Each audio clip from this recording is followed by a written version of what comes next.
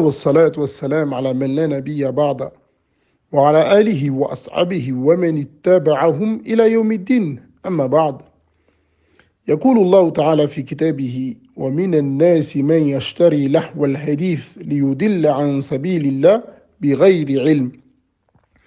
La traduction rapprochée est parmi les hommes, il est quelqu'un qui dénué de science achète de plaisants discours pour égarer au chemin d'Allah. À ce sujet, le compagnon du prophète, alayhi salatu wassalam, Ibn Mas'ud, radiallahu anhu, nous dit Wallahu alladhi la ilaha illa huwa al-ghina. Donc ici, il jure par Allah que le sens de ce verset, il correspond au ou à la musique. La même parole nous est venue d'un autre compagnon du prophète, alayhi salatu wassalam, Ibn Abbas, radiallahu anhu, qui nous dit à 3 reprises Wallahu al-ghina.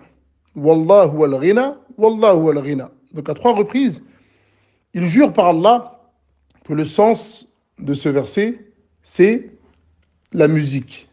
Le sens qui est voulu dans les paroles plaisantes, c'est la musique ou les discours plaisants. Taïb. Et au jour d'aujourd'hui, vous allez trouver des imams ou des pseudo-prédicateurs qui vont dire et vont essayer d'expliquer que la musique est autorisée.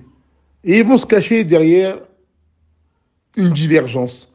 Dire que oui, mais il y a divergence à ce sujet. Mais ils oublient souvent de dire que ce n'est pas toutes les divergences dans notre religion qui sont acceptées. Il faut savoir que le chant pousse à l'égarement. Il trouble l'âme et invite à tous les vices, en particulier la fornication. Le chant et l'alcool sont de ce point de vue comme 2 frères de lait, ou comme 2 rivaux en compétition, lequel des 2 incitera le plus d'hommes au vice. C'est ça la réalité de la musique.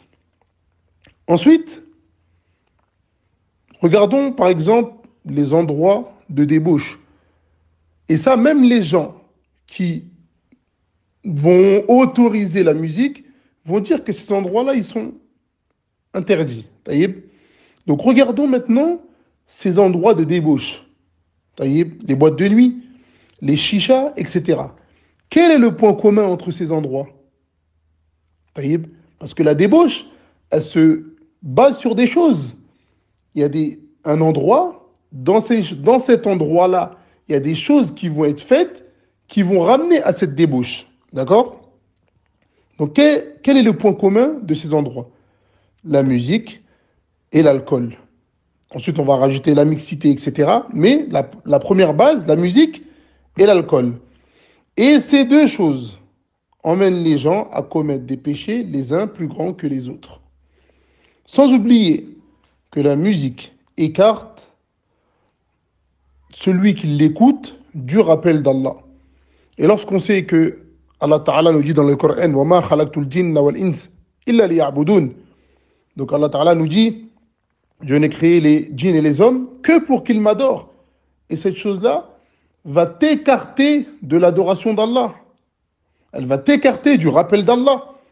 Et comme l'a dit Ibn al-Qayyim, rahimahullah, il y a 2 amours qui ne peuvent pas cohabiter dans le même cœur.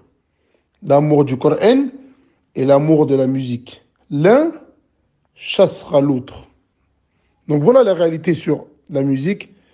Allahu musta'an, on demande à Allah Ta'ala de tous nous préserver de ce fléau qui malheureusement touche de plus en plus de personnes dans notre communauté.